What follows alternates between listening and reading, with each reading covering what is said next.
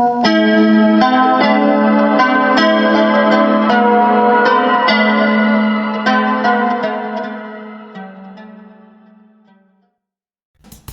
Agustín, en lo referente a la verdad, afirmó que se puede dudar de todo, pero no se puede dudar de la duda misma. Esto lo plantea en discusiones con los escépticos, los cuales afirmaban que no existe la verdad, pues de todo se puede dudar. Con esto Agustín deja zanjado el problema que venían planteando hace mucho tiempo los escépticos en torno a la existencia de la verdad y si es posible conocerla. Respecto a Dios, San Agustín equipara a la verdad con Él. Llega a estar convencido que tanto Dios como la verdad son lo mismo.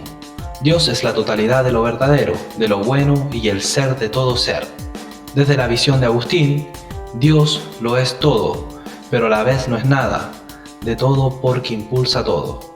Por tanto, ninguna categoría se le puede asignar. El tema del alma fue de especial interés para San Agustín. Afirmó que al alma y a Dios deseaba conocer.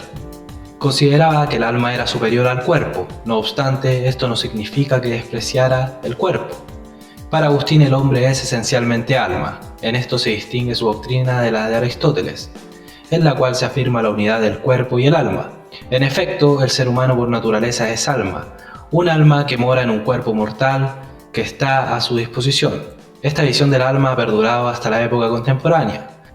La idea de la sustancialidad del alma que implica la realidad autónoma y permanente de un yo, esto es, que el yo no es solo una suma de actos, sino que en sus propios actos se muestra y evidencia su propia autonomía.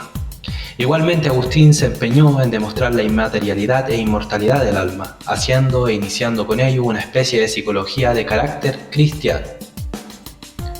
Luego de San Agustín sigue Boecio, esto en cuanto a la importancia filosófica dentro del marco de la época medieval.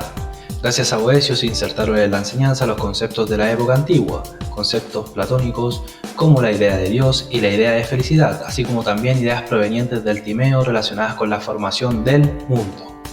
De los estoicos transmite el concepto de naturaleza, ley natural, destino y providencia. Le da especial importancia a la transmisión del concepto de realidad, la que para él es el mundo exterior corpóreo. Para la escolástica fue sumamente importante la traducción y comentarios de Boecio a los escritos de lógica de Aristóteles. Fue a través de Boecio que Aristóteles accedió a la Edad Media, aunque solo desde su carácter lógico. Los libros de Boecio fueron estudiados dentro del ámbito de la enseñanza de las artes liberales. Además de los escritos de carácter más bien científico-técnico, Boecio aportó a la época medieval un conjunto de filosofemas que hacían de impulso al pensamiento. Estas filosofemas trataban temas como el sumo bien de Dios y la naturaleza humana. Para Boecio, el hombre es un individuo, algo peculiar y único. En el hombre se halla la sustancia individual que se contrapone a lo universal. De esta noción de individualidad surge la noción de libertad. El hombre es libre a pesar de todo orden unitario. Solo algo de carácter inferior al humano cae bajo la coacción del orden. El hombre comprende el orden y lo percibe como deber, como obligación, no obstante sigue libre. La libertad es tanto positiva como negativa. Entre más cerca de lo espiritual esté el hombre, más libre será. En esto consiste igualmente la felicidad. El libro principal de Boecio es La consolación de la filosofía, el cual escribió cuando estaba encarcelado y en un contexto de posible ejecución. El libro se puede entender como una pequeña teodicea que se expresa en la salvación del hombre frente a la presencia del mal. Gracias a Pseudo Dionisio, el platonismo de los padres de la Iglesia se vuelve a manifestar con toda su potencia. Pseudo Dionisio plantea que Dios es el bien, la perfección, la unidad y el ser. Es en grado máximo todas las cosas y por esto se acentúa su distinción de otros seres. Esto en términos de una teología negativa. No obstante, no se refuerza la idea de un Dios separado del mundo, sino que se refuerza la idea de un ser sumamente perfecto y verdadero en contraste con el ser finito e imperfecto que precisamente procede de este ser finito, perfecto y verdadero. En este sentido se establece una jerarquía basada en planos del ser. En el más bajo se encuentra la materia muerta o inanimada, luego más arriba el ser de la vida, más arriba el plano del alma y en una escalada superior el plano del espíritu. Dentro de esta jerarquía se evidencia que el ser es el núcleo de todas las cosas. Sin embargo, está por encima y más allá de todas las cosas, ya que es más excelente y poderoso que ellas, tal cual como lo presenta Platón, para quien la idea del bien lo supera todo. La idea del bien más allá de toda entidad, pero a la vez posibilitadora del ser, la esencia y el conocimiento. Pseudo Dionisio fue uno de los principales platónicos que intentó mostrar a la humanidad las múltiples manifestaciones del ser, el ser mismo y sus profundidades. Sus escritos fueron sumamente valorados y leídos en el medioevo, al punto que se hace indispensable conocer su doctrina para de esa manera entender la metafísica de la época. Sus planteamientos se encuentran entre la doctrina aristotélica y tomista, por ende aportan una considerable comprensión de aspectos esenciales de esta última. Se conoce a San Anselmo como el padre de la escolástica, esto dado que de él mismo surge el famoso lema escolástico que apunta a profundizar en la doctrina de la fe mediante perspectivas o puntos de vista provenientes de la razón y la lógica, esto es, la fe que trata de comprender. Esto no significa que haya una especie de primacia de la razón por sobre la fe, que el ámbito de la fe se reduzca o resuelva en el ámbito de la razón a modo kantiano. Lo que realmente se plantea es el centro de lo que había ya planteado San Agustín, una síntesis de fe y saber. Ninguna puede prescindir de la otra, dado que son dos vías o caminos que llevan al mismo destino. Igualmente se conoce a San Anselmo por el argumento ontológico de Dios. Respecto a esto, se considera que en dicho argumento se deduce que Dios existe del concepto de Dios. Pero el concepto de Dios dice únicamente que Dios es el ser más perfecto, pero un ser que sea realmente perfecto le corresponde igualmente existir. Por tanto, el concepto de Dios se deduce la existencia de Dios. En esto se encuentra el problema que dice relación con el peligro de caer en un tipo de sofisma, ya que con el concepto no se sale de la esfera de la lógica hacia la esfera de lo real. Esto pasa con todos los conceptos que se forman, en todos ellos se halla la cuestión de si lo que en ellos se está pensando es algo perteneciente a la realidad. No obstante, San Anselmo entiende por esencia de Dios algo mucho más profundo que un mero concepto. Dios es para él el ser mismo, en el que todo lo que es tiene participación. Por tanto, no hay una deducción de la realidad a partir de un concepto.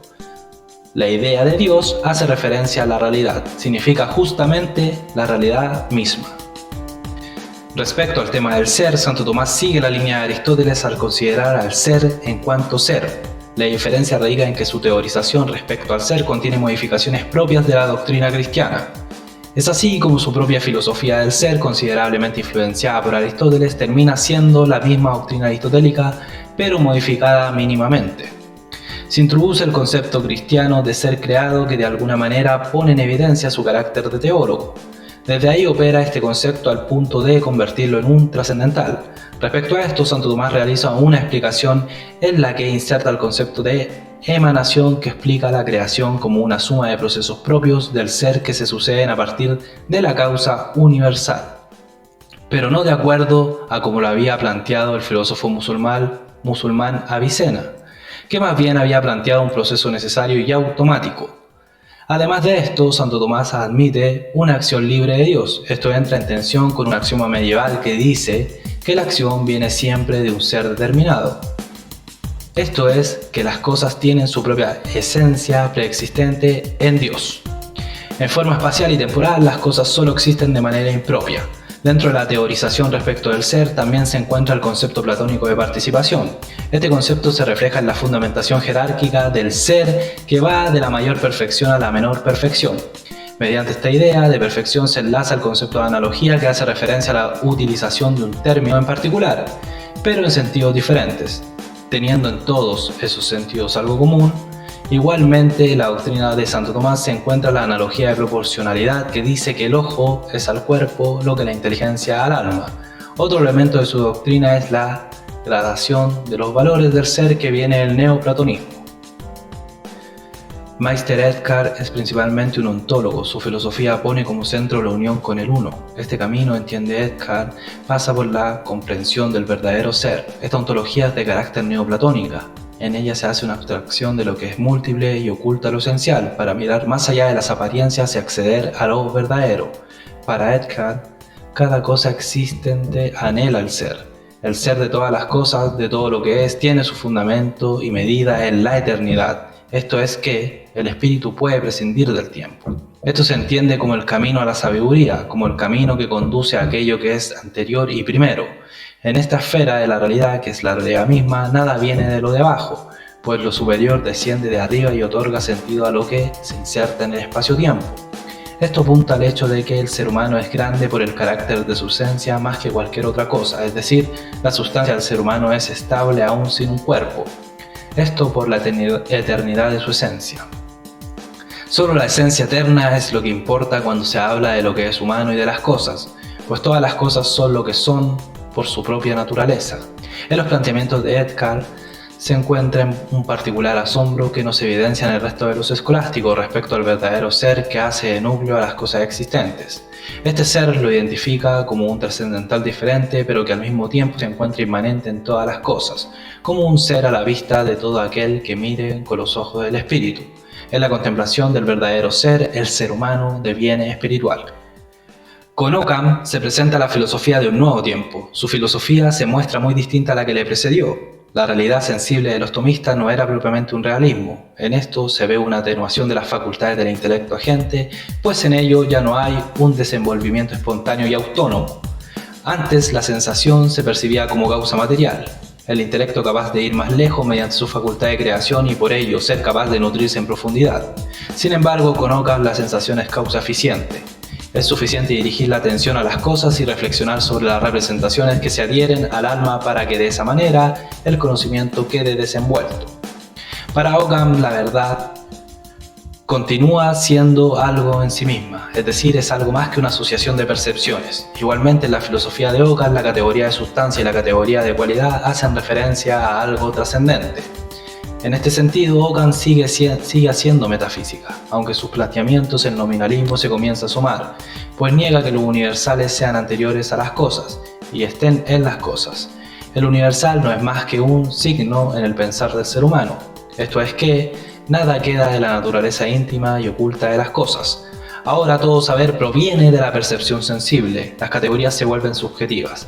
Es así como la filosofía de Occam preparó el escenario a lo que se conoce como subjetivismo moderno. Los conceptos de espacio y tiempo que aparecen en Leibniz son pertenecientes de un orden subjetivo.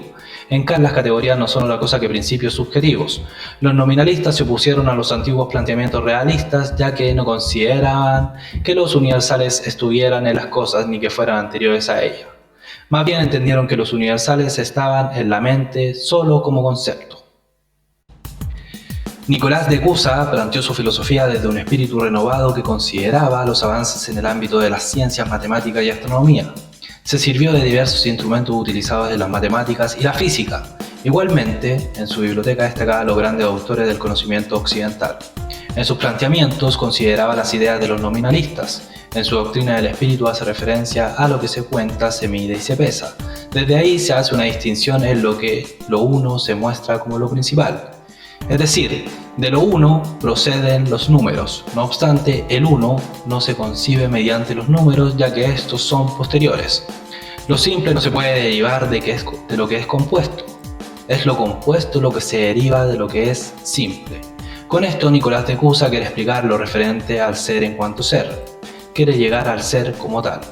El ser es principio de todo lo que es, por lo tanto, desde el ser entendido como un principio se puede deducir todo lo que tiene carácter de derivado, pero por esto mismo el ser entra dentro de lo que se puede derivar de algo otro.